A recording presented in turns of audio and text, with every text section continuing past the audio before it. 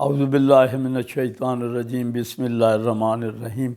جیسا کہ جمہوریت کے اور اس کے سارے سسٹم نظام پر ہم بات کر رہے تھے، پاکستان کی تھوڑی سی موجودہ صورتحال کو پہلے مختصر بات کر کے ہم جس دلدل میں پھنس گئے نا، مہنگائی، اپنا غربت کی طرح اور دھنستے چلے جا رہے ہیں یہ اس دلدل میں، اور ہمیں کوئی رستہ دکھائی نہیں دے رہا، اور ہمیں فوری طور پہ اس کو کس طرح ہم اس سارے سسٹم کو روک سکتے ہیں۔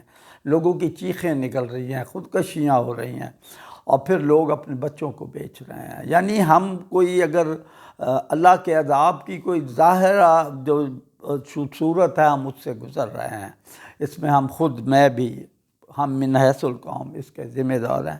ہم نے وہ حق ادا نہیں کیا جو کرنا چاہیے تھا۔ اب ہم بات کرتے ہیں کہ جمہوریت کی، تو میں نے آپ کو بتا دی کہ پاکستان میں کس حد تک ہمیں جمہوریت کی ضرورت ہے یا نہیں ہے، اور ہم نے جو پچھلے 77 سال کے دوران جتنا بھی 40-45 سال فوج کے علاوہ ہم نے کیا ہے، وہ ہمیں جو یہ آج یہ قرضہ جاتے ہیں، جیسے میں نے، یہ اسی کا ثمر ہے، انہوں نے لیا۔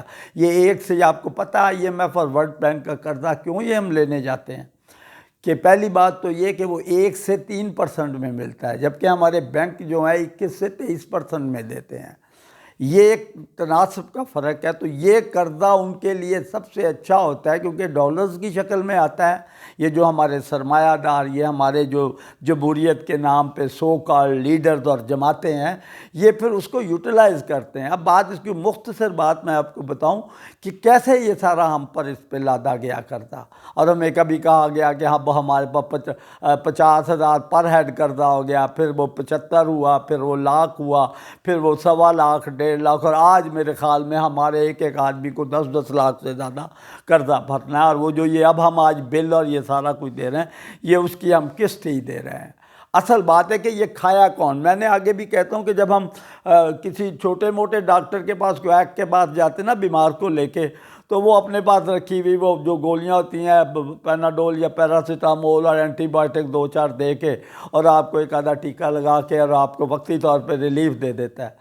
ہمارے ساتھ یہی ہو رہا ہے۔ اگر ہم بڑے ڈاکٹر کے پاس، اس کے پاس جائیں جو کسی اس میں جسے ہم کہتے ہیں کنسلٹنٹ ہے یا پروفیسر لیول کا ہے، تو وہ کبھی تمہیں دوائی نہیں دیتا بغیر تشخیص کیے۔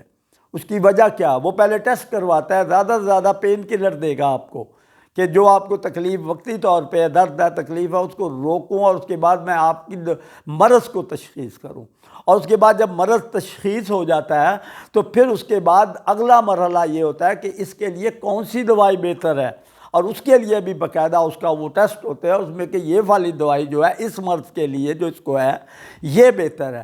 اب یہاں مسئلہ تو وہی ہے کہ ہماری قوم کو، پاکستان کو جو مرض لاحق ہے، اس کا حل کیا ہے؟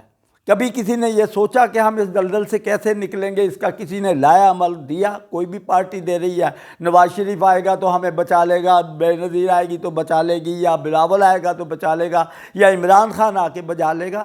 کوئی نہیں بچائے گا آپ کو جب تک آپ صحیح رستے پر نہیں چلیں گے۔ آپ کا منہ اگر لاہور جانا چاہتے ہو اور منہ آپ ادھر کر لیں راولپنڈی کی طرف، تو کیا آپ لاہور پہنچ جائیں گے؟ نہیں پہنچیں گے۔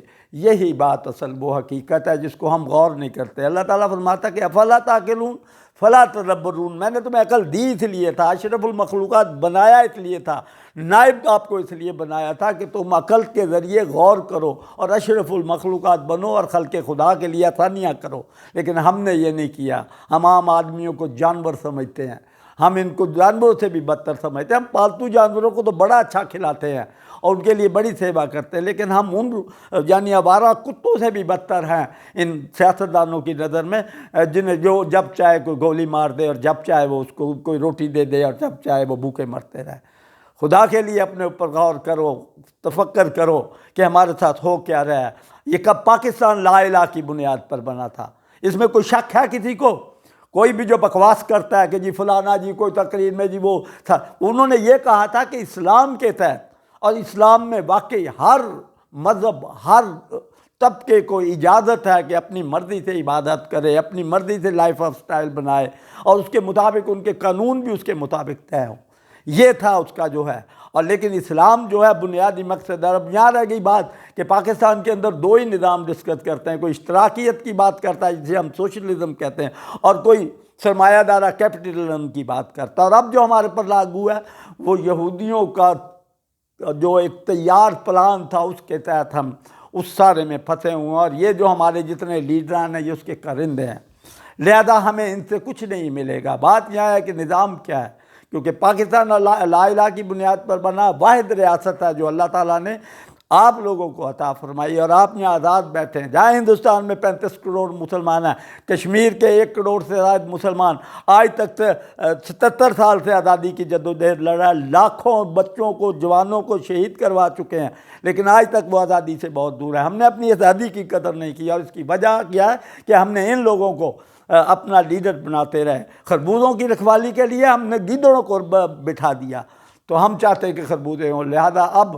اس وقت جیسے میں کہتا ہوں کہ ایک واحد نظام ہے جو کامل ہے، جو اللہ تعالیٰ نے فرمایا۔ میرے آقا جب آئے تو آخری خطاب جو تھا الیوم اکملت لکم دینکم، دین کا مطلب صرف یہ نہیں کہ نماز پڑھ لینا، یہ تو ایک رکن ہے، ٹریننگ ہے کہ میں نے اللہ کی بارگاہ میں جانا ہے، لیکن اصل حقیقت کیا ہے؟ اصل حقیقت یہ ہے کہ میں نے اس قانون کو نافذ کرنا ہے جو اللہ کا قانون ہے، اور وہ اسلام کا جو کامل ترین نظام تھا، جو حضور کے زمانے سے شروع ہو کے حضرت ابو بکر صدیق، حضرت عمر کے زمانے تک لاگو رہا۔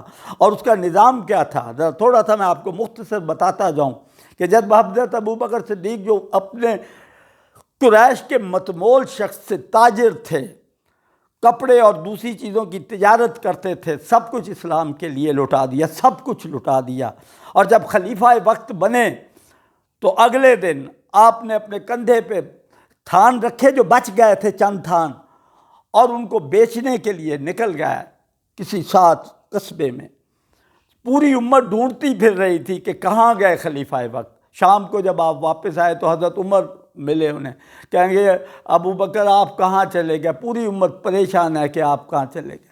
تو وہ کہنے لگے کہ مجھے اپنے بچوں کے لیے روٹی کا بھی تو بندوبست کرنا ہے، یعنی رزق کا۔ میں کہ اگر میں اس کام میں لگوں گا تو بچوں کا میں کون پالے گا؟ تو اس پر حضرت عمر نے کہا کہ آپ آئیے، آپ کے لیے ہم باقاعدہ ایک ماہانہ مقرر کرتے ہیں۔ باقاعدہ ایک مجلس شورا بنی جو 3 دن تک بیٹھی رہی اور یہ سوچتی رہی کہ ایمبیسڈر آئیں گے، وہ آئیں گے، ان کی رہائش کیسی ہوگی، ان کے کھانا کیسا ہوگا، ان کے کپڑے کیسے ہوں گے، اور کوئی فیصلہ نہ کر سکے۔ تیسرے دن حضرت ابو بکر صدیق رضی اللہ تعالیٰ عنہ خود تشریف لائے اور آ کر ان سے کہا کہ کس بحث میں پڑ گئے ہو؟ میرا وظیفہ مدینے کے مزدور کی اجرت کے برابر مقرر کیا جائے۔ یہ مولوی صاحبان آج آپ کو کہتے ہیں نا کہ ایک دفعہ آپ کی بیوی نے آپ کو کھجوروں کا حلوہ بنا کے دیا تھا جو آپ کو بہت پسند تھا، تو اس پر حضرت ابو بکر نے پوچھا تھا کہ یہ اپنی بیوی کو کہ یہ کہاں سے لے آئی ہے کھجوریں؟ میرے تو اس میں ماہانے میں یہ نہیں آتا، جاؤ آتے ہیں۔ تو اس پر انہوں نے کہا یا امیر المومنین، مجھے پتہ ہے کہ آپ کو یہ کھجور کا حلوہ پسند ہے، اور میں روزانہ ایک مٹھی جو بچا لیا کرتی تھی، اور پھر اس میں سے یہ اکٹھے کر کے بیچ کے کھجوریں خریدی اور پھر یہ حلوہ بنایا۔ آپ نے وہ حلوہ کھایا نہیں، بلکہ سیدھے بیت المال گئے اور جا کے وہ جو وہاں کا بیت المال کا نگران تھا اسے کہا کہ میرے روزانہ کے جو مجھے دیتے ہو راشن، اس میں سے 1 مٹھی جو کم کر دو۔ اور ایسا ہی ہوا۔ اور جب حضرت عمر رضی اللہ تعالیٰ عنہ کو خلافت ملی تو آپ نے اس وقت جب یہ کھڑے ہو کے ممبر پہ کہا کہ ابو بکر تو نے بہت سخت میرے لیے وہ مثال بنا دی ہے، اس پر میرے لیے پورا اترنا کافی ہے۔ اور میں نے جیسے آپ کو آگے بھی کہا تھا کہ یہ لمبا وہ ہے، اس کے بعد میں انشاءاللہ اس کو مزید آپ کو بتاؤں گا کہ اسلامی نظام کیا تھا۔ اس کے لیے انشاءاللہ اللہ نے زندگی دی تو میں اگلے اس میں انشاءاللہ بات کروں گا ایپیسوڈ میں۔ اللہ حافظ۔